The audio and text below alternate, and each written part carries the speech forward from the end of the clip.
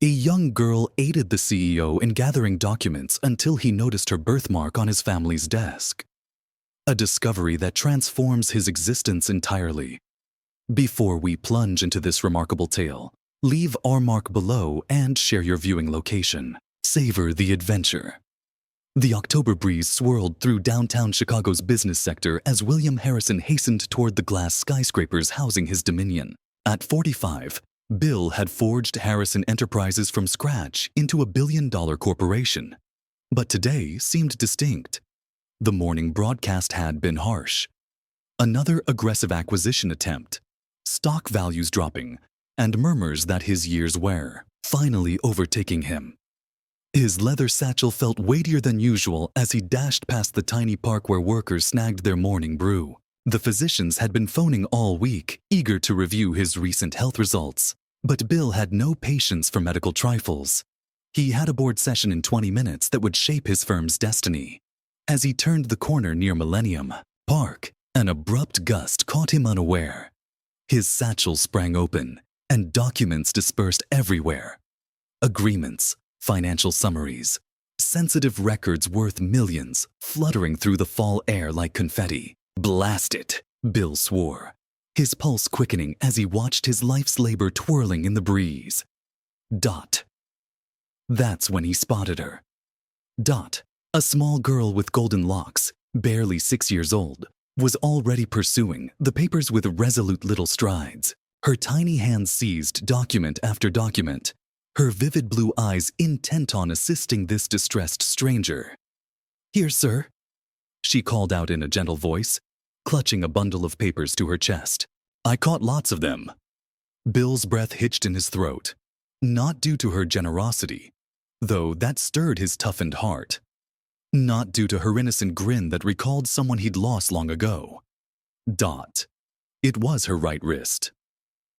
As she passed him the papers, her sleeve shifted slightly, revealing a small birthmark, a perfect 5-pointed star, dark against her fair skin. The same birthmark that had distinguished the Harrison lineage for 4 generations. The same birthmark his daughter Sarah had borne. The same birthmark that had vanished from his life 23 years ago when Sarah stormed out his door in fury. Pregnant and alone, vowing she'd never speak to him again. "What's your name, dear?" Bill murmured, his commanding voice faltering for the first time in decades. "Emma Grace," she declared proudly, then gestured toward a modest apartment building across the street. "I live there with Mrs. Jensen. She cares for me because my mommy went to heaven when I was small." Bill's world tilted on its axis. Emma Grace. Sarah had always adored that name. "Emma," he repeated, kneeling to her level, examining every detail of her face. The nose was Sarah's. Their salute set of her jaw was pure Harrison. "How old are you, darling?" 6. "I'm turning 7 next month." Mrs. Jensen says, "We might have a cake if her pension check arrives on time." Through the apartment window across the street, Bill could see an elderly woman observing anxiously, likely wondering why this sharply dressed stranger was speaking to her charge. Daughter Bill's hands quivered as he drew out his wallet, extracting a crisp $100 bill. "Emma, this is for aiding me. Ensure Mrs. Jensen gets this. Okay?" Emma's eyes widened. "That's more money than I've ever seen. Are you certain?" "I'm certain, dear. Very certain." As Emma skipped back toward her building, gripping the money like a prize, Bill stood rooted on the sidewalk.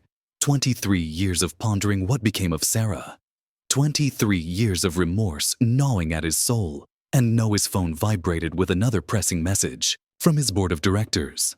But for the first time in his career, William Harrison disregarded it entirely, because somewhere in that small apartment across the street was a 6-year-old girl who might just be the granddaughter he never knew existed. A granddaughter who could alter everything if he was bold enough to uncover the truth. But first, he had to learn what happened to Sarah and whether Emma Grace's appearance in his life was a miracle or the start of his deepest heartbreak yet. Bill Harrison sat in his executive suite, gazing out at the Chicago skyline as the board meeting he skipped. sent his phone into a frenzy of furious buzzes. But for the first time in 23 years, business wasn't his focus. Dotting Sarah's face haunted him. The last time he'd seen her, yelling through tears that he never grasped what it meant to prioritize family over wealth. She'd been 19, pregnant, and desperate for his backing. Instead, he demanded she choose between the baby and her inheritance. Pride, he muttered to himself. Damn pride ruined everything. His assistant knocked hesitantly. Mr. Harrison, the board is asking. Cancel everything for the week, Rebecca. Family crisis. Rebecca's eyebrows lifted. In 15 years, Bill had never mentioned family. Within an hour, Bill had hired Marcus Thompson, Chicago's most discreet private investigator. Marcus was a former detective who excelled at locating people who wished to stay hidden. I need everything about Sarah Elizabeth Harrison, Bill said, sliding a photo across the desk. Last known address was Seattle, 2001. She was pregnant when she left. Marcus examined the photo. Sarah at 18. Her radiant smile and resolute eyes. So much like Emma Grace. Any reason she might have changed her name? She despised me enough to sever every tie. Changing her name wouldn't shock me. What about the father of the child? Bill's jaw clenched. Some college kid named Danny Martinez. Art student. I had my attorneys pay him to vanish when I learned of the pregnancy. Marcus jotted notes. And you're sure this little girl is connected? Bill rolled up his sleeve, revealing the distinctive star-shaped birthmark on his wrist. 4 generations of Harrisons have borne this mark. The girl has it too. That's no coincidence. As Marcus departed to start his investigation, Bill found himself driving back to the modest apartment building where Emma resided. He parked across the street, observing through the windows. There she was, Emma Grace, sitting at a small table with an elderly woman who must be Mrs. Jensen. They were sharing what appeared to be peanut butter sandwiches, Emma's legs swinging as she chattered lively. The scene shattered something in Bill's chest. His granddaughter was eating peanut butter sandwiches while he owned restaurants serving $1,000 meals. She was worried about birthday cake funds while he could purchase the entire building without checking his balance. His phone rang. Marcus, already with news, found something intriguing. Mr. Harrison. Sarah did change her name to Sarah Grace Martinez, married Danny Martinez in Las Vegas, 2002. They had a daughter, Emma Grace Martinez, born November 15, 2017. Bill's heart pounded. Where are they now? That's where it gets complex. Sarah Martinez died in a car crash 18 months ago in Portland. Danny Martinez. Marcus paused. He overdosed 3 months after Sarah's death. Heroin. The world spun around Bill. Sarah was gone forever, and Emma had lost both parents before she was even 5 years old. How did she end up with Mrs. Jensen? Margaret Jensen was Sarah's neighbor in Portland. She's 72, a retired teacher, living on Social Security, no family of her own. When Child Services couldn't locate any relatives for Emma, Mrs. Jensen stepped up as emergency foster care. They relocated to Chicago when Mrs. Jensen could no longer afford Portland rent. Bill closed his eyes. Sarah had been in Portland, just a few states away, and he never knew. Never tried to find her. Never swallowed his pride long enough to apologize. Mr. Harrison, there's something else. Mrs. Jensen has been attempting to adopt Emma officially, but she can't afford the legal fees, and Marcus hesitated. She's been having health issues, diabetes, heart problems. Social Services is starting to question her ability to care for a 6-year-old long-term. Fear surged through Bill's veins. Emma could be taken away, placed in the system, lost forever, just like Sarah had been. But there was something Marcus didn't know yet. Something that could change everything. Emma Grace Martinez was truly Emma Grace Harrison. She was his kin, his legacy, his chance at redemption. And he was going to battle heaven and earth to bring her home. The next morning, Bill stood outside the humble apartment building wearing jeans and a plain sweater instead of his usual tailored suits. He rehearsed this conversation 100 times, but his hands still trembled as he climbed the narrow stairs to apartment 3B. Dotton Margaret Jensen opened the door cautiously, her silver hair neatly pulled back, her eyes guarded behind wire-rimmed glasses. "You're the man from yesterday," she said. "The one who gave Emma money." "Yes, ma'am. William Harrison. I was hoping we could discuss Emma and Sarah." The color drained from Mrs. Jensen's face. "You knew Sarah. She was my daughter." The words lingered in the air like a confession. Mrs. Jensen's hand flew to her chest and she stepped back, studying Bill's face with fresh understanding. "Emma," she called. "Come here, sweetie." Emma appeared in the doorway, still in her cartoon pajamas, her golden curls messy from sleep. When she saw Bill, her face brightened. "It's the paper man. Did you lose more papers?" Bill knelt down, his throat tight with emotion. "No, darling. I came to see you to talk to Mrs. Jensen about something very important." Mrs. Jensen invited Bill inside, and he was struck by how tidy and organized the small space was, despite its evident age and wear. Children's books were neatly stacked on a coffee table. Emma's artwork adorned the refrigerator. It was clearly a home filled with love, even if it lacked wealth. "Emma, why don't you watch cartoons while Mr. Harrison and I talk?" Mrs. Jensen suggested, as Emma settled on the couch with the remote. Mrs. Jensen led Bill to the tiny kitchen. Sarah never spoke of her father. Mrs. Jensen whispered. She said her family was gone to her. "I made terrible errors," Bill admitted. "I was young, proud, and I chose business over my daughter. When she told me she was pregnant, I gave her an ultimatum. Give up the baby or lose her inheritance. She chose her child." Mrs. Jensen's eyes hardened. "Good for her." "Yes," Bill said quietly. "Good for her. She was braver than I ever was." "Why are you here now?" Bill showed Mrs. Jensen the Harrison family birthmark, then gently pointed out Emma's matching mark as she sat watching television. "Emma is my granddaughter, Mrs. Jensen. She's the last piece of my family I have left." Mrs. Jensen sank into a chair. "Oh my goodness. I wondered about that birthmark. Sarah had the same one. You did right by Emma, more than right.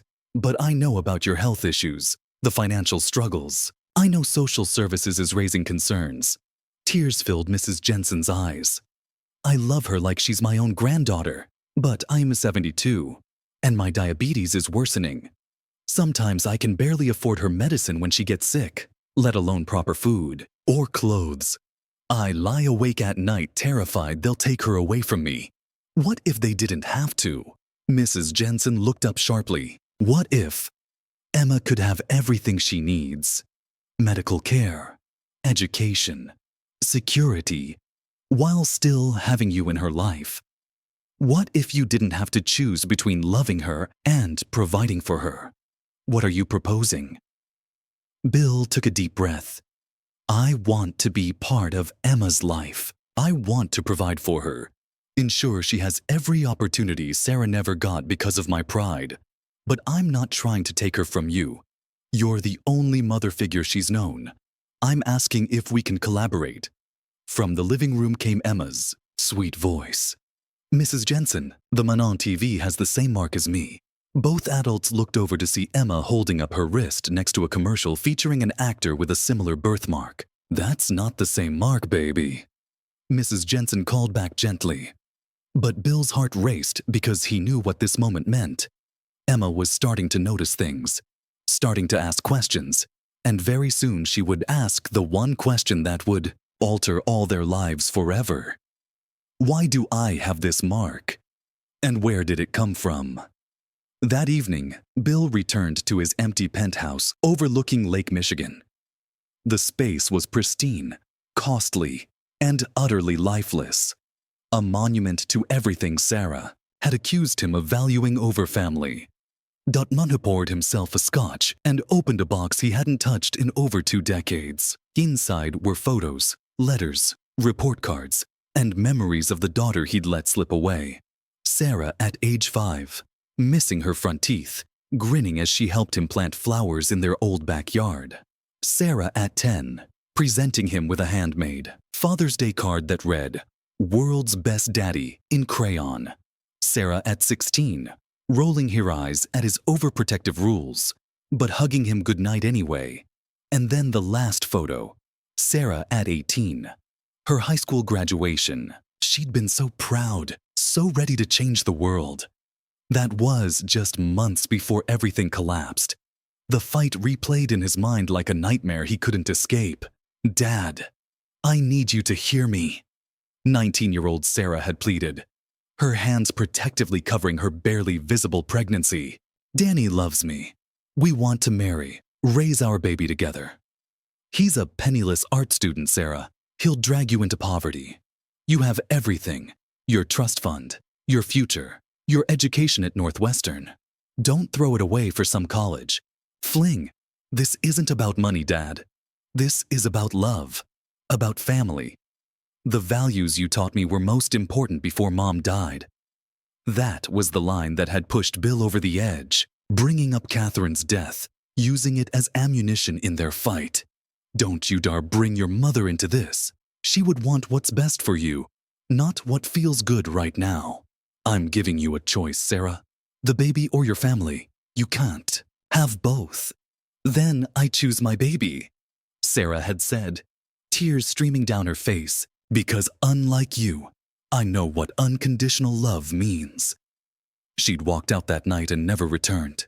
Bill had been so certain she'd return, so sure a few weeks of struggle would bring her back, ready to be reasonable. Instead, his pride had cost him 23 years with his daughter and 6 years with his granddaughter. His phone buzzed with a text from Marcus, found Sarah's diaries in storage. "Mrs. Jensen has them. Thought you should know." Bill's hands trembled. Sarah's diaries might hold her thoughts about him, their fight, about Emma.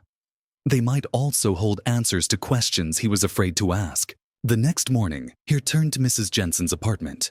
Emma was at a neighbor's house playing with another child, giving the adults privacy to talk.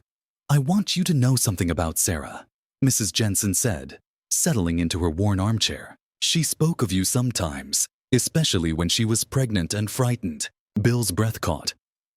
"What did she say?" "She said you weren't a bad man, just a man who forgot what mattered. She hoped her baby would have your strength, but not your obstinacy." Mrs. Jensen reached under her coffee table and pulled out a small, wooden box. "These are Sarah's diaries. She kept them her whole life. I've been saving them for Emma when she gets older." But she paused. "Maybe you should read them first." Bill's hands shook as he accepted the box. "Are you sure? Sarah wrote about you right up until the end. Mr. Harrison, I think she would want you to know what she truly thought, not just what she said in anger when she was 19. That night, Bill opened the first diary, Sarah's teenage writing, filled with typical high school drama, but also peppered with entries about Dad working late again and "I wish Dad would talk to him about Mom instead of just working all the time." Then came the entries from college. "Dad called today.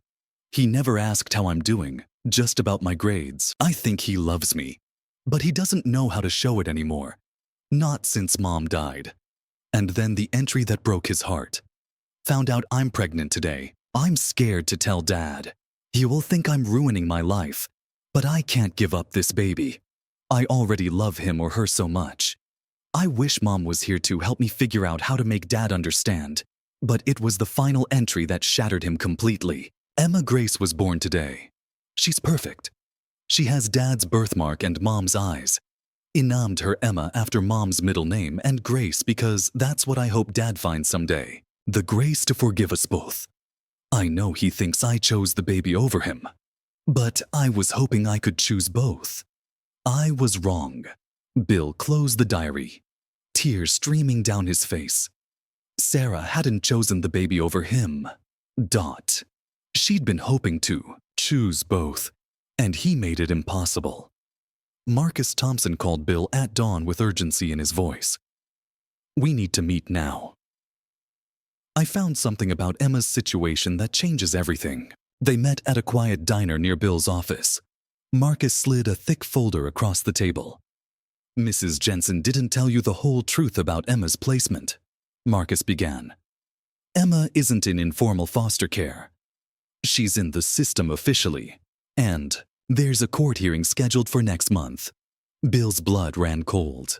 What kind of hearing? Termination of Mrs. Jensen's guardianship. The state says she's too old and too ill to care for a 6-year-old. They want to place Emma in a permanent foster home or put her up for adoption. But Mrs. Jensen said, Mrs. Jensen is scared. She's been getting letters from social services for weeks. Her diabetes is worsening. She had a minor heart episode last month, and her landlord is threatening eviction for late rent. The state thinks Emma would be better off elsewhere. Bill felt, his world tilting. Who's handling the case? Social worker named Jennifer Walsh. She's thorough, by the book, and she genuinely believes she's doing what's best for Emma. But here's the thing. She has no idea Emma has family. What do you mean? Marcus pulled out another document. When Mrs. Jensen applied for guardianship after Emma's parents died, she listed no known relatives on the forms. She told the truth as far as she knew. Sarah never mentioned you. Danny's family wanted nothing to do with Emma after his overdose, and nobody thought to do a deeper search. Bill studied the papers.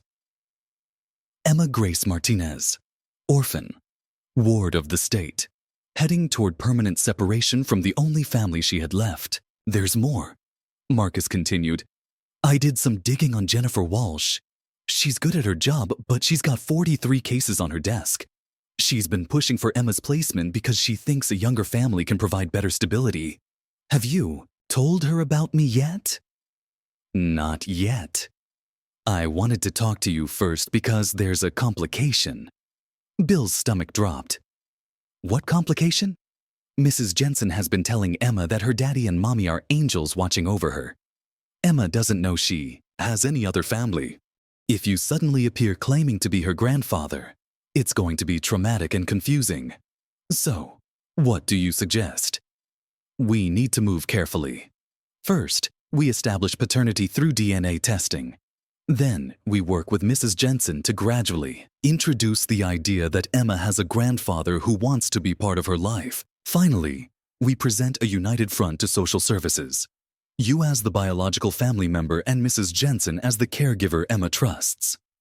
Bill nodded, but Marcus wasn't finished. There's one more thing.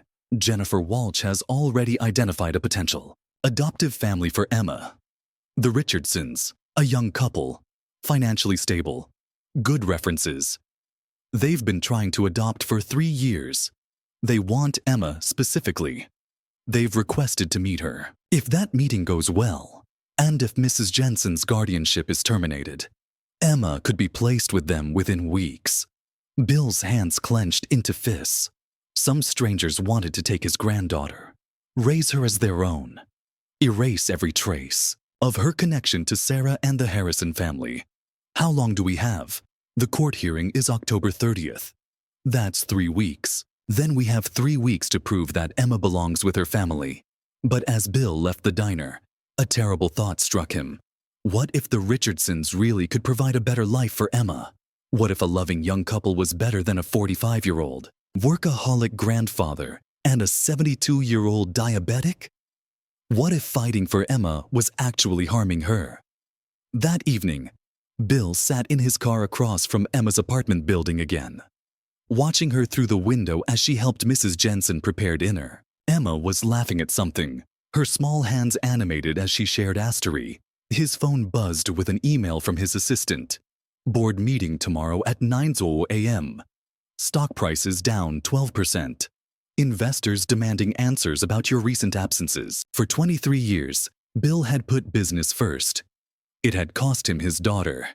He deleted the email without responding. He wouldn't make the same mistake with Emma. But first, he had to figure out how to tell a 6-year-old girl that her whole life was about to change again. The DNA results came back on a rainy Thursday morning, confirming what Bill's heart already knew. Emma Grace Martinez was 99.97% certain to be his biological granddaughter. But it was the phone call from Marcus that same afternoon that changed everything. "Bill, I need you to sit down. I found Sarah's medical records from Portland General Hospital." "Her medical records? Why?" "Sarah didn't die in a random car accident," Marcus interrupted.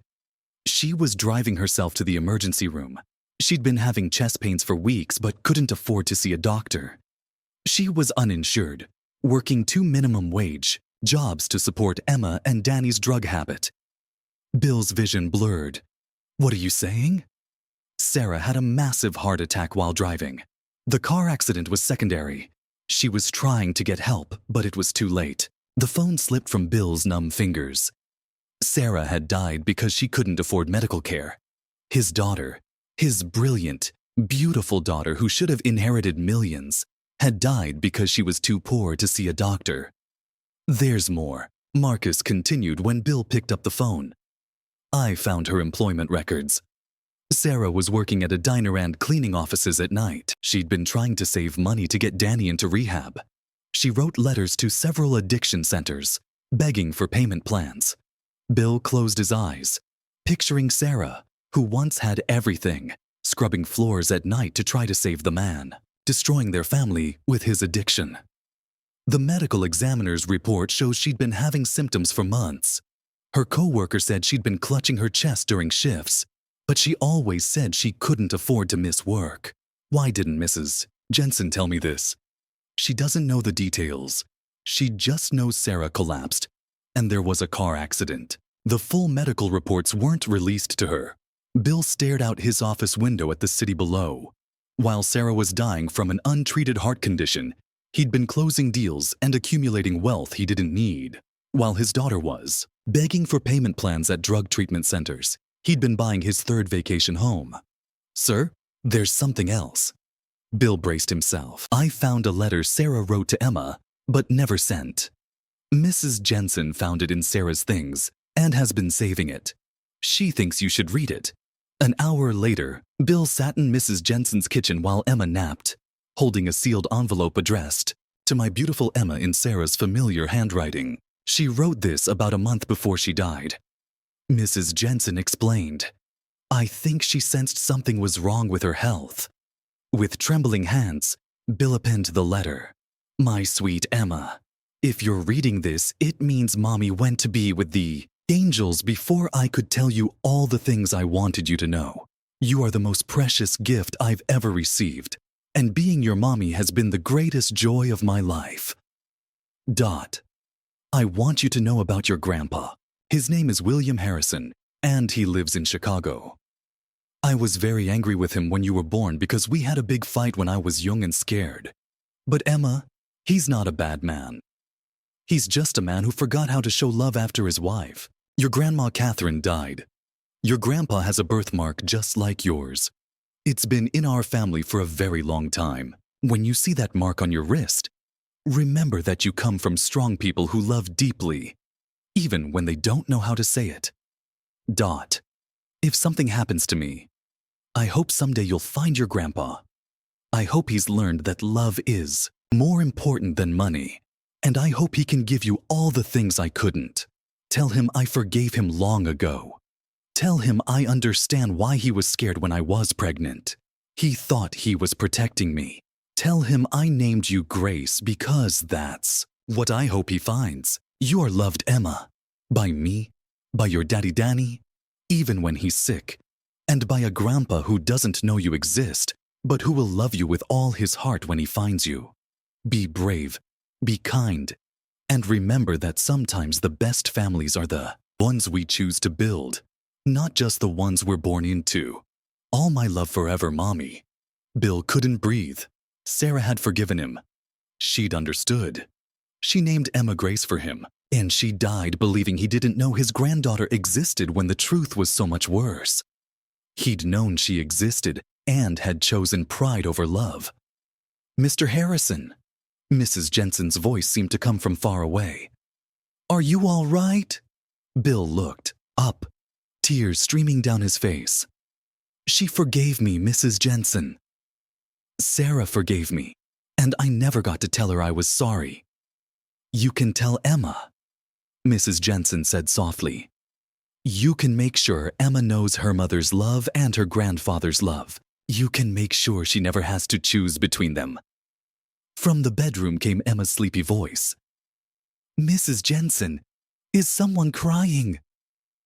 Bill wiped his eyes quickly as Emma appeared in the doorway, her hair messy from her nap, her bright eyes concerned. Emma, sweetheart, Mrs. Jensen said gently. Mr. Harrison has something very important to tell you. Emma climbed onto Mrs. Jensen's lap, looking at Bill with curious eyes. Bill took a deep breath, knowing that the next words out of his mouth would change everything. Emma, do you remember how you have that special mark on your wrist? Emma nodded, holding up her arm. Well, I have the same mark. And so did your mommy. Emma's eyes widened. Really? Really? And that mark means we're family. Emma, I'm your grandpa. Emma stared at Bill for a long moment, her 6-year-old mind processing this impossible revelation. Then, with the pure honesty that only children possess, she asked the question that broke Bill's heart. If you're my grandpa, where have you been? Mrs. Jensen shifted uncomfortably, but Bill knew this moment required complete truth. I made a terrible mistake, Emma. I had a fight with your mommy before you were born, and I was too proud and too scared to say I was sorry. I thought she would come back home, but she never did. Emma's small fingers traced the birthmark on her wrist. Mommy never told me about you. She was protecting you, sweetheart, and she was still hurt by our fight. Are you going to take me away from Mrs. Jensen? The fear in Emma's voice was unmistakable. Bill looked at Mrs. Jensen, who nodded encouragingly. No. Honey, Mrs. Jensen loves you very much, and you love her. I don't want to take you away from her. I want to be part of your family if you'll let me. Emma slipped off Mrs. Jensen's lap and walked over to Bill, studying his face with the intensity only children could manage. Do you have pictures of my mommy when she was little? Bill's throat tightened. I do. Lots of them. Would you like to see them? Emma nodded solemnly. The next few hours passed in a blur of photo albums, stories, and tentative bonding. Bill showed Emma pictures of Sarah learning to ride a bike, Sarah's first day of school, Sarah winning a spelling bee. With each photo, Emma's eyes grew wider, hungry for these glimpses of the mother she'd lost so young. She looks like me, Emma whispered, pointing to a photo of 7-year-old Sarah missing her front teeth. She does. And you have her brave heart. What's a brave heart? It means you're not afraid to love people, even when loving them is scary or hard. Emma considered this seriously. Mrs. Jensen says I have a brave heart too. Mrs. Jensen is very wise. As the evening wore on, Emma gradually warmed to Bill's presence. She showed him her drawings, her favorite books, and a small stuffed elephant that had been her comfort since Sarah's death. His name is Peanut, Emma explained. Mommy gave him to me when I was scared of the dark. That's a perfect name, Bill said, recalling how Sarah had named all her stuffed animals after foods when she was little. When it was time for Emma's bath and bedtime routine, Bill prepared to leave, but Emma surprised him. Grandpa Bill, can you read me a story? Mrs. Jensen's eyes filled with tears at the simple request. This was the first time Emma had called him Grandpa. Bill read Goodnight Moon in a voice rough with emotion while Emma curled against his side on her small bed. When she fell asleep, he sat there for a long time, just watching her breathe, trying to memorize every detail of this moment. She's Sarah all over again, Mrs. Jensen whispered from the doorway. Mrs. Jensen, I need you to know something. I'm going to fight for Emma, but I'm not fighting against you. I want us to be a team. What do you mean? I mean, I want to hire the best lawyers, pay for whatever medical care you need, and make sure Emma never has to choose between the people who love her.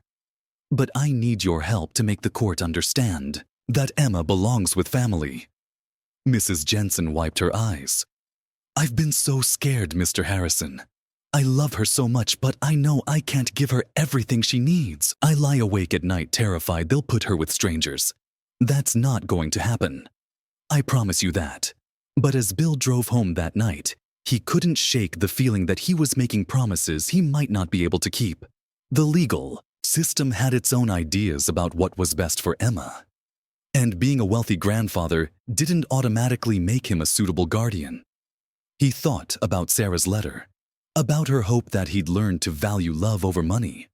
Tomorrow, he would find out if 23 years had taught him enough to be the grandfather Emma deserved. The next morning brought the first challenge. Jennifer Walsh, the social worker, called Mrs. Jensen, requesting an immediate home visit. She'd heard about Bill's involvement and wanted to assess the situation. Mrs. Jensen, Jennifer said, settling into the worn living room chair with her clipboard. I understand Emma has been in contact with someone claiming to be her grandfather. He's not claiming anything, Mrs. Jensen replied firmly. He is her grandfather. He has the DNA test to prove it. Jennifer made notes. And where has this grandfather been for the past 6 years of Emma's life? Bill, who had arrived early for the meeting, stepped forward. I've been making the biggest mistake of my life, Ms. Walsh. I lost my daughter 23 years ago because of my pride, and I've been searching for her ever since. I only found Emma by chance last week. Jennifer studied Bill with professional skepticism. Mr. Harrison, you're asking me to believe that a man of your resources couldn't find his own daughter for over 2 decades? I'm asking you to believe that sometimes pride and fear can make even smart people do incredibly foolish things. And now you want custody of a 6-year-old girl you've known for 1 week. I want Emma to be safe, loved, and cared for by people who put her needs first. Whether that's me, Mrs. Jensen, or both of us working together. Jennifer turned to Emma, who was sitting quietly on the couch, clearly sensing the tension in the room. Emma, how do you feel about Mr. Harrison? Emma looked between the adults, her wise eyes taking in more than a 6-year-old should have to process. He makes Mrs. Jensen less scared, Emma said simply. And he has pictures of my mommy. Jennifer made more notes, her expression unreadable. I'll need to conduct a full investigation. Mr. Harrison, background checks, financial assessments, psychological evaluations.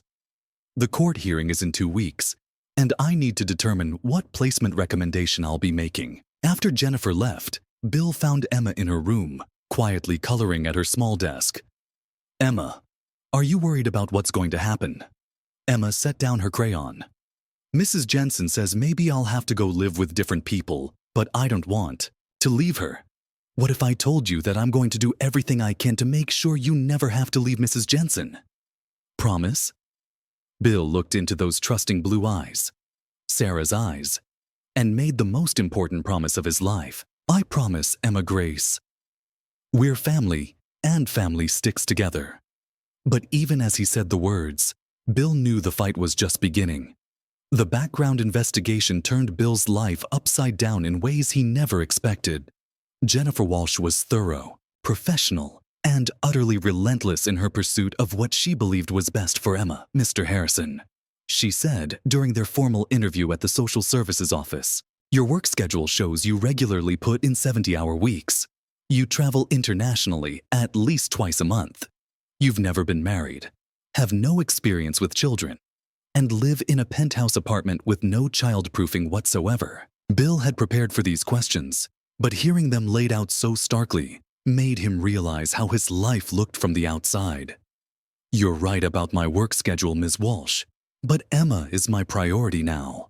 I'm in the process of restructuring my business responsibilities to allow for a more balanced schedule. And Mrs. Jensen has been Emma's primary caregiver for over a year. She knows Emma's routines, her fears, her favorite foods, her bedtime stories. I'm not trying to replace Mrs. Jensen. I'm trying to support her. Jennifer flipped through her notes. Mrs. Jensen is 72 years old with diabetes and heart problems. She's behind on rent and struggling financially. How is maintaining this arrangement in Emma's best interests?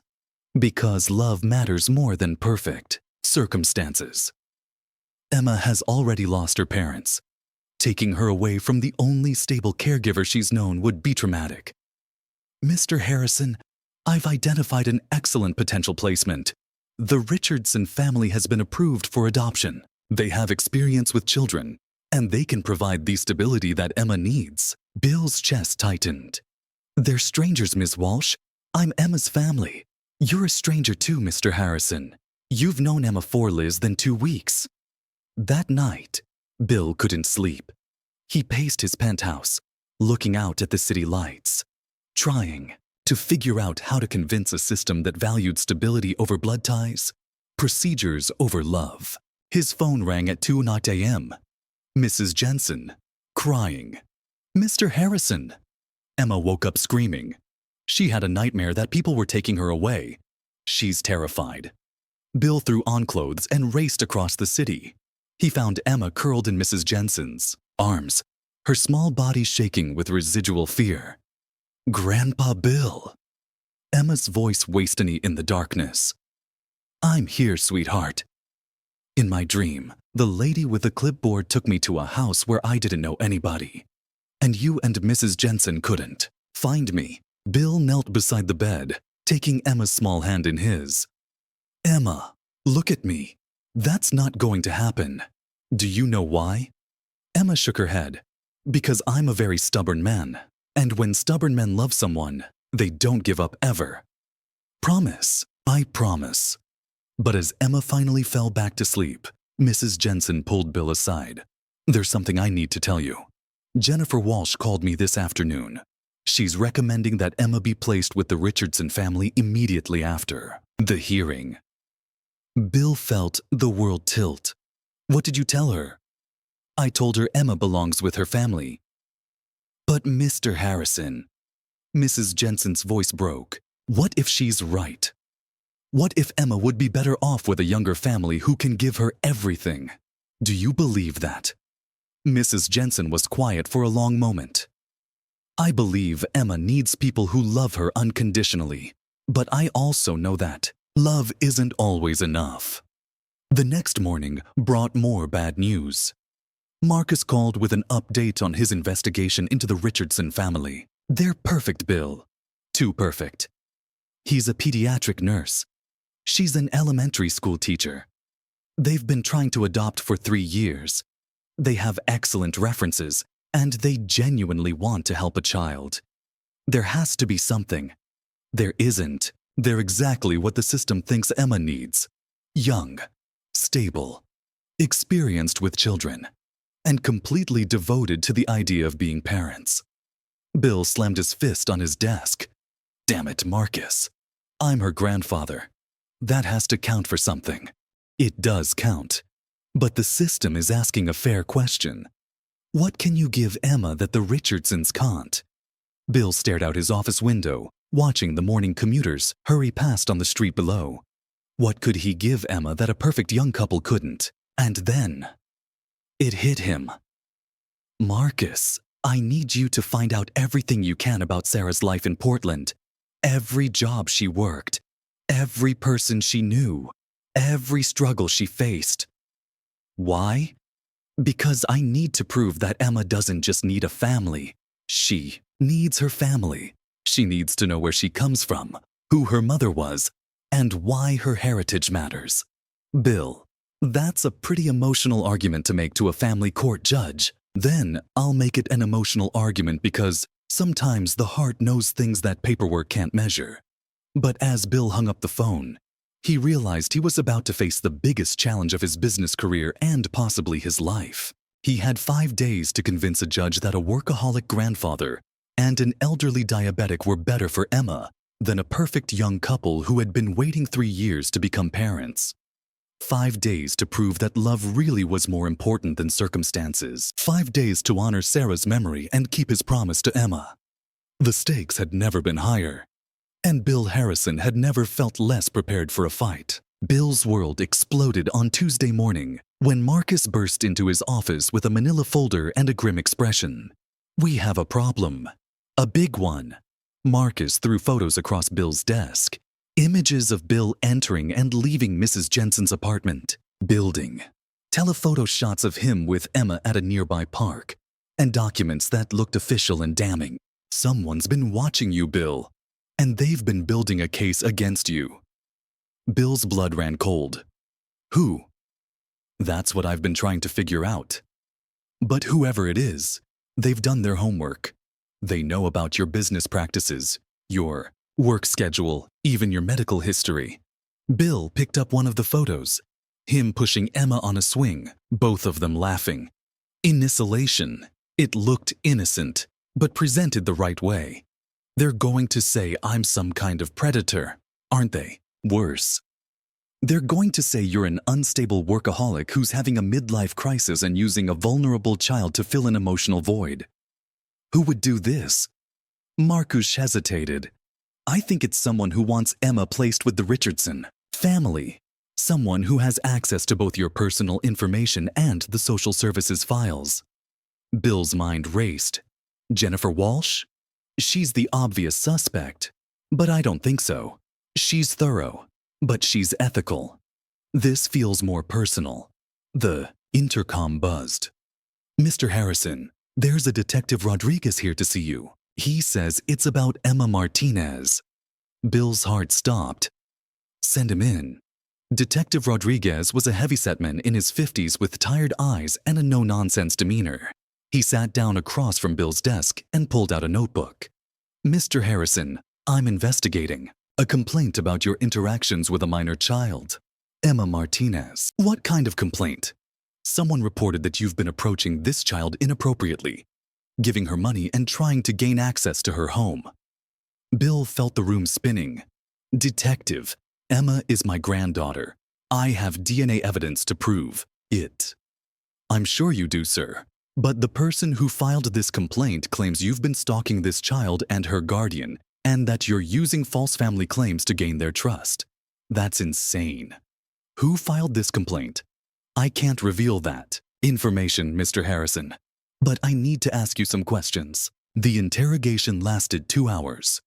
Detective Rodriguez was professional but thorough, asking about Bill's relationship with Sarah, his recent absences from work, his financial situation, and his interactions with Emma.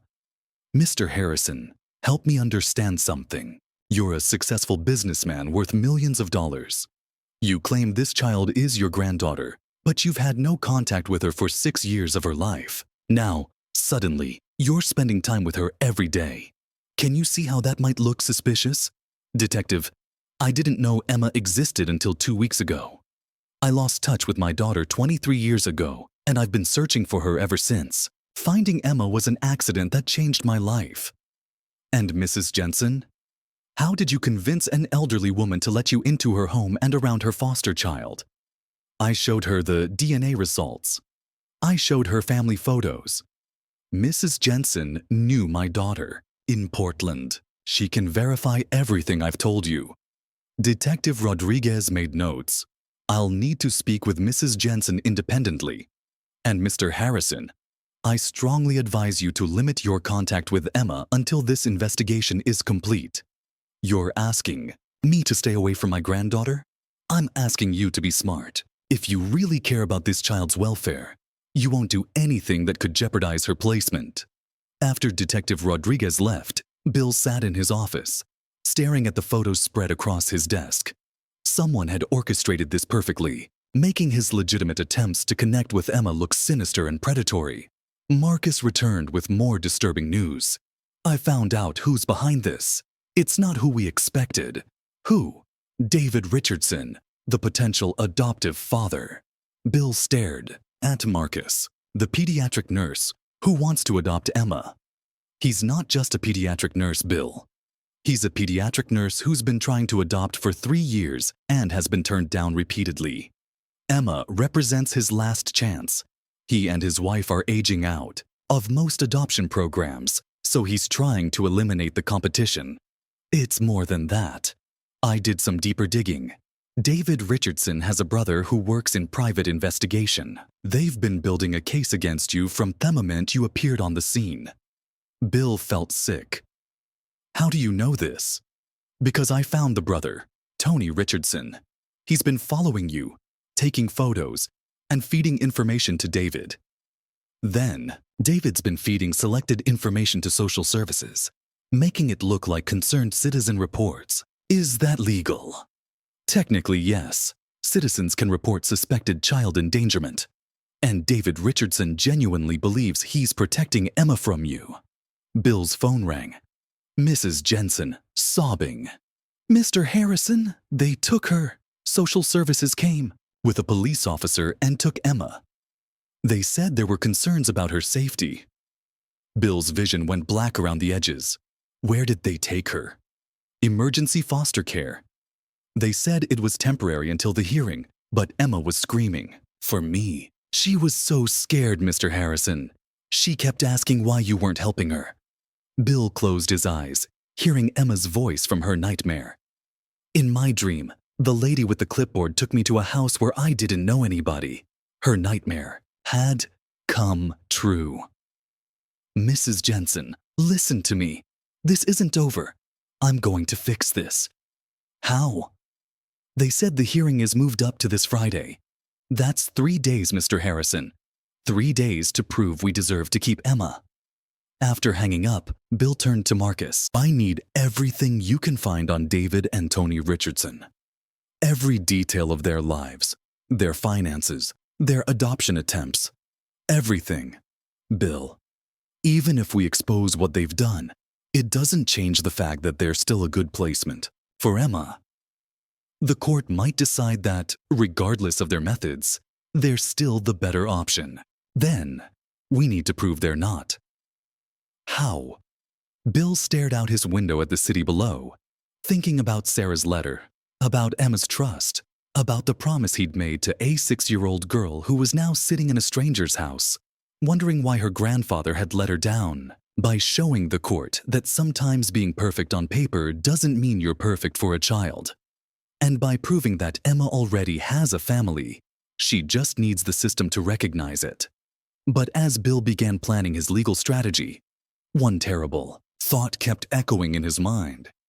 What if the Richardsons were right? What if Emma really would be better off with them? What if his fight to keep her was really just selfish pride? Exactly like the pride that had cost him Sarah 23 years ago. Marcus called at 3:01 a.m. with the breakthrough they'd been desperately seeking. Bill, I found something.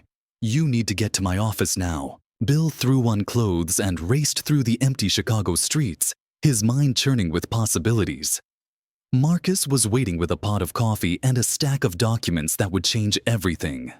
I found out why David and Susan Richardson have been rejected for adoption 3 times, Marcus said, sliding a folder across his desk.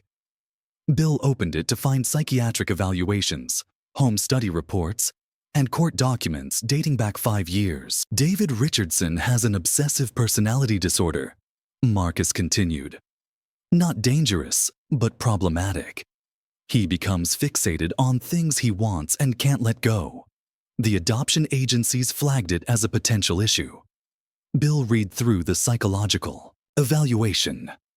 It says he has difficulty accepting rejection and tends to view obstacles as personal attacks. Now, look at this. Marcus showed him another document. Susan Richardson has been having second thoughts about adoption for the past year. She's been seeing a therapist about her marriage and her doubts about becoming a mother. So, they're not the perfect couple they appear to be. That's not the worst part, Bill. Look at this. Marcus pulled out a recording device. I managed to get Tony Richardson to talk. He thought he was meeting with a potential client for private investigation services. I recorded the conversation. Marcus pressed play, and they heard Tony Richardson's voice, casual and unguarded. Yeah, my brother's been obsessed with this kid for months. Ever since their social worker showed them her photo, he's been planning their whole life around her. Susan's getting freaked out by it. Honestly, David's got Emma's room already set up, bought, her clothes, even enrolled her in school. The kids never even met them. Bill's stomach turned. He's treating Emma like an object he's going to acquire. It gets worse. Listen to this part. Tony's voice continued. When this grandfather guy showed up, David went ballistic, started talking about how some rich old man waystreamed to steal his daughter. That's when he asked me to dig up dirt on the guy. I told him it was crazy, but David's convinced this Emma kid is meant to be his. Marcus stopped the recording. Bill, David Richardson isn't just trying to adopt Emma. He's obsessed with her. This isn't about giving a child a loving home. It's about David getting what he wants. Bill felt a chill run down his spine. Have they had any contact with Emma? That's what I'm trying to find out. But there's something else. Marcus pulled out another document. I found David's browser history. He's been researching Emma online, looking up her school records, her medical history, even trying to find photos of her. That's stalking behavior. It is. And here's the kicker. He's been doing this for 8 months, since before Emma was even available for adoption. He somehow got access to her file while she was still with Mrs. Jensen. Bill's mind raced. How did he get access to confidential files? That's what I'm still working on. But Bill, there's something else you need to know. I found out where Emma is staying. Where? Emergency foster care with the Morrison family. But here's the thing. The Morrisons are friends of the Richardson family. They've been told this is a temporary placement before Emma goes to the Richardsons. Bill felt his blood pressure spike.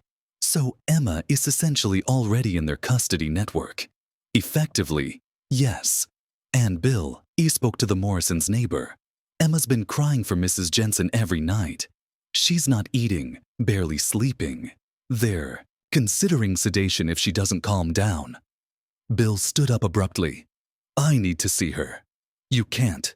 The restraining order is still in effect. What restraining order? Marcus looked uncomfortable. The one David Richardson filed yesterday. He claimed you were a threat to Emma's safety and got a temporary restraining order, preventing you from contacting her until after the hearing. Bill felt trapped, desperate, and furious all at once. His granddaughter was crying herself to sleep in a stranger's house while a man with an obsessive disorder legally maneuvered to acquire her like a possession. Marcus, I need you to get this information to Jennifer Walsh immediately. And I need you to find out exactly how David Richardson gained access to Emma's confidential files. Already on it. But Bill, there's something else. I think Susan Richardson might be willing to talk. Her therapist notes suggest she's having serious doubts about her husband's behavior regarding Emma. Set up a meeting. Are you sure? If David finds out, I don't care what David finds out. Emma has been in that foster home for 2 days. And according to you, she's falling apart. I won't let that continue. The meeting with Susan Richardson took place at a quiet coffee shop downtown. Susan was an appetite woman in her 30s with kind eyes and an anxious demeanor. She looked exhausted and conflicted. Mrs. Richardson, thank you for meeting with me. Bill began carefully. I shouldn't be here, Susan said quietly. David would be furious if he knew. Mrs. Richardson, I need you to know that I'm not trying to hurt your family. I am just trying to protect my granddaughter. Susan's eyes filled with tears. I know who you are, Mr. Harrison. I've seen the photos David has been collecting, the files he's been studying. This isn't normal behavior. What do you mean? David has been obsessed with Emma since he first saw her picture. Our spare bedroom is already decorated as her room. He's planned out her entire childhood, her education, her activities. He talks about her like she's already our daughter. Bill leaned forward. Susan, Emma is 6 years old and has already lost both her parents. She's been living with Mrs. Jensen for over a year, and Mrs. Jensen is the only stability she's known. Taking her away from that would be traumatic. I know, Susan whispered. I've tried to tell David that maybe we should wait for a different child, one who doesn't have family connections, but he won't listen. He says Emma is meant to be ours. What are you going to do? Susan was quiet for a long moment. I'm going to tell the court the truth at the hearing tomorrow. that David's obsession with Emma isn't healthy, and that maybe Emma belongs with her real family. Bill felt a surge of hope. Susan, that's incredibly brave. It's also going to end my marriage, Susan said sadly. But I can't be part of taking a child away from people who love her just because my husband is obsessed with the idea of being a father. As Susan left the coffee shop, Bill realized that tomorrow's hearing would determine not just Emma's future, but the futures of everyone involved. And for the first time since this nightmare began, he felt like they might actually have a chance. Bill couldn't sleep the night before the hearing.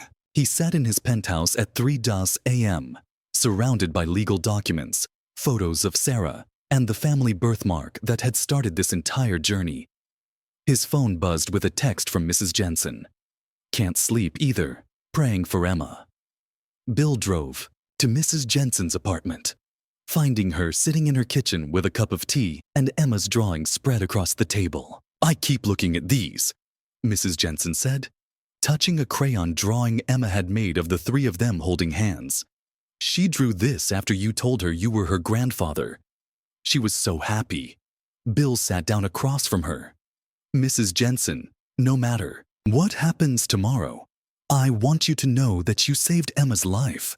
When she had nobody, you became her family.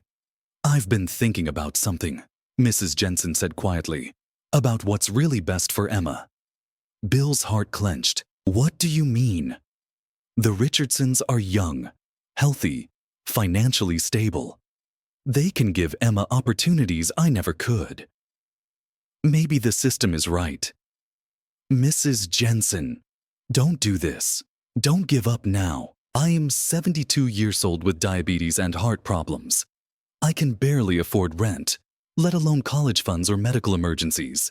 Emma deserves better than a grandmother who might not live to see her graduate high school. Bill reached across the table and took her hand. Emma deserves people who love her unconditionally, people who see her as Emma, not as a solution to their own problems. You've given her that love every day for over a year. But what if love isn't enough? Then we make it enough.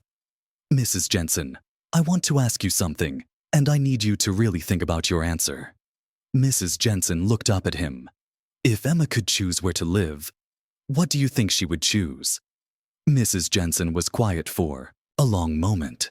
She'd choose to stay with me and have you as her grandfather.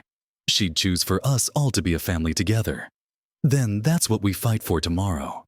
At 6:00 a.m., Bill's phone rang. Marcus, with last-minute intelligence. Bill, I found out how David Richardson accessed Emma's files. Jennifer Walsh's computer was hacked. Someone with advanced technical skills broke into the social services database and accessed Emma's entire case file. It has to be Tony Richardson. And Bill, there's more. I found Susan Richardson's therapist. She's willing to testify about David's obsessive behavior if needed. What about Emma? How is she doing? Marcus's pause told Bill everything he needed to know. Not good. The Morrisons say she's been asking for you and Mrs. Jensen constantly. She's not eating, not sleeping well. They're concerned about her emotional state. Bill felt physically ill. I need to see her before the hearing. You can't. The restraining order.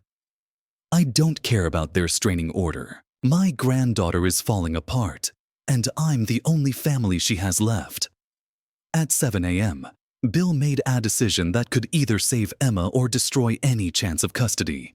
He drove to the Morrison house, knowing that violating the restraining order could result in his arrest. Through the front window, he could see Emma sitting at the breakfast table, staring at a bowl of cereal she wasn't eating.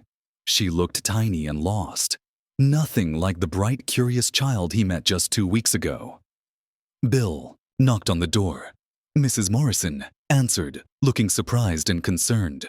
Mr. Harrison, you're not supposed to be here. I know, but I need Emma to know I haven't abandoned her. Can I please just talk to her for 5 minutes? Mrs. Morrison looked torn.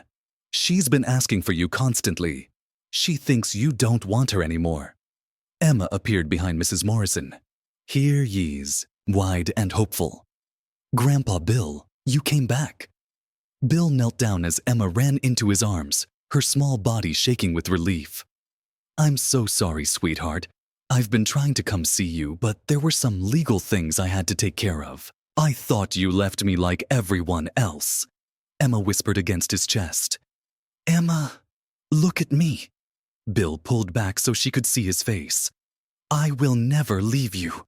Do you understand? Never. Today we're going to court, and I'm going to tell the judge that you belong with your family. With you and Mrs. Jensen. With me and Mrs. Jensen." Emma showed him her wrist, the small birthmark that had brought them together. "We match." "We match," Bill confirmed, "and that means we belong together." Mrs. Morrison cleared her throat. "Mr. Harrison, I have to call this in, but I want you to know that Emma belongs with people who love her like you do." As Bill left the Morrison house, he knew he probably just complicated their case even further. But he also knew that Emma needed to understand she wasn't abandoned, that she was loved, and that today's hearing was about bringing her home. At 8 a.m., Bill met with his attorney, David Chen, one of Chicago's top family law specialists. "Bill, visiting Emma this morning was incredibly risky," David said as they prepared for court. "If David Richardson's attorney finds out, they'll use it to argue that you're unstable and disregard legal boundaries. Let them. Emma needed to know I haven't given up on her. Okay, here's our strategy. We're going to present 3 arguments. First, Emma has the right to remain with her known family. Second, Mrs. Jensen has provided excellent care, and Emma's emotional well-being depends on continuity. Third, David Richardson's obsessive behavior makes him unsuitable as a guardian." What about the Richardson strengths? They're going to point out that they're young, stable, and experienced with children. David Chen smiled grimly. "Let them, because we have something they don't have." "What's that?" "We have Emma's voice, and today, for the first time in this process, Emma is going to tell the court where she wants to live." As they walked toward the courthouse, Bill thought about Sarah's letter, about Emma's nightmares, about Mrs. Jensen's fierce love, and about the promise he'd made to a 6-year-old girl. Today, he would either keep that promise or fail Emma the same way he'd failed Sarah. But this time, Bill Harrison was ready to fight for love over pride, for family over convenience, and for a little girl who deserved to grow up knowing she was wanted exactly as she was. The hearing was about to begin, and everything hung in the balance. Judge Patricia Hawkins had presided over family court for 22 years, but the tension in her courtroom that Friday morning was unlike anything she'd experienced. On one side sat William Harrison with his attorney, and Mrs. Jensen, whose hands trembled as she clutched Emma's drawings. On the other side, David Richardson sat alone. Susan had filed for separation the night before and refused to attend. Emma sat in the front row with her court-appointed advocate, wearing a yellow dress Mrs. Jensen had bought for her 7th birthday. She looked small and fragile, but her eyes were alert, watching every face in the room. "This hearing will determine the permanent placement of Emma Grace Martinez," Judge Hawkins began. "We have 3 placement options before us. Continued guardianship with Mrs. Margaret Jensen, placement with Mr. William Harrison as biological grandfather, or adoption by Mr. David Richardson." David Richardson's attorney, Patricia Wells, stood first. "Your Honor, my client represents stability and experience. Mr. Richardson is a pediatric nurse with 14 years of experience caring for children. He can provide Emma with a traditional 2-parent home, financial security, and age-appropriate caregivers." Judge Hawkins nodded. "Mr. Richardson, please tell the court why you believe Emma should be placed with you." David Richardson stood, his voice steady, but his eyes intense. "Your Honor, I've been preparing for Emma's arrival for months. Her bedroom is ready. She's enrolled in the best school district. And I've already arranged for tutoring and extracurricular activities. Emma deserves parents who can give her everything."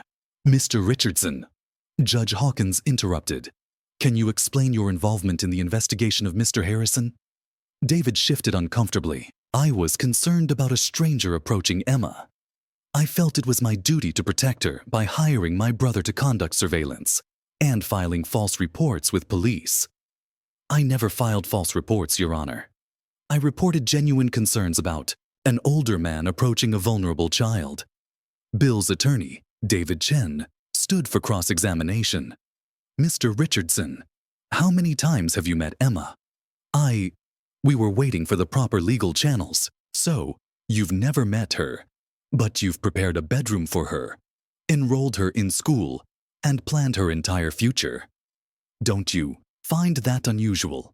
I find it responsible. Mr. Richardson, is it true that your wife filed for separation yesterday because she was concerned about your obsession with Emma? David's face flushed red. My personal life is not relevant to Emma's placement. Judge Hawkins leaned forward. Mr. Richardson, I'm concerned about your psychological evaluation from 3 previous adoption attempts. Can you explain why you were deemed unsuitable for placement? Those were different circumstances, Your Honor. Different agencies with different standards. David Chen produced a document. Your Honor, this is a recording of David Richardson's brother discussing Mr. Richardson's obsession with Emma, made before Mr. Richardson had ever met the child. As the recording played, revealing David's months of planning and researching Emma's life, the courtroom fell silent. David Richardson's face went pale. Judge Hawkins made notes. Mr. Chen, call your first witness. Mrs. Jensen walked to the witness stand with shaking hands but a determined expression. Mrs. Jensen, David Chen began gently. Tell the court about your relationship with Emma. Emma came to me when she was 4 years old, after her parents died. She was scared, traumatized, and didn't trust anyone. It took months for her to feel safe enough to sleep through the night. How has Emma responded to Mr. Harrison? She calls him Grandpa Bill. When he showed her pictures of her mother, Emma cried happy tears for the first time since Sarah died. She finally understood where she came from. Mrs. Jensen, are you capable of continuing to care for Emma? Mrs. Jensen's voice broke slightly. I love Emma more than my own life, but I'm 72, and my health isn't perfect. However, with Mr. Harrison's support, I believe Emma can have the best of both worlds. Family who knows her history, and stability for her future. David Richardson's attorney tried to discredit Mrs. Jensen's health and financial situation, but her love for Emma was undeniable. Next, Bill took the stand. Mr. Harrison, his attorney began, tell the court about your relationship with Emma's mother. Bill's voice was thick with emotion. Sarah was my daughter, and I failed her. 23 years ago, I chose pride over love, and I lost her forever. I won't make that mistake with Emma. What can you offer Emma that others cannot? I can offer her the truth about her mother. I can give her Sarah's diaries, her photographs, her family history. I can make sure she knows she's loved not because she's convenient, but because she's family. Mr. Harrison, you're a busy executive. How will you balance work and childcare? I've already restructured my business responsibilities. Emma is my priority now, but I'm not asking to raise Emma alone. Mrs. Jensen has been her mother figure for over a year. Emma needs both of us. Patricia Wells cross-examined aggressively, questioning Bill's parenting experience and his long absence from Emma's life. But Bill remained calm, always bringing the focus back to Emma's needs and Sarah's memory. Then came the moment everyone had been waiting for. Your Honor, David said, we request that Emma be allowed to speak for herself. Judge Hawkins looked at Emma's advocate, who nodded. Emma, can you come up here?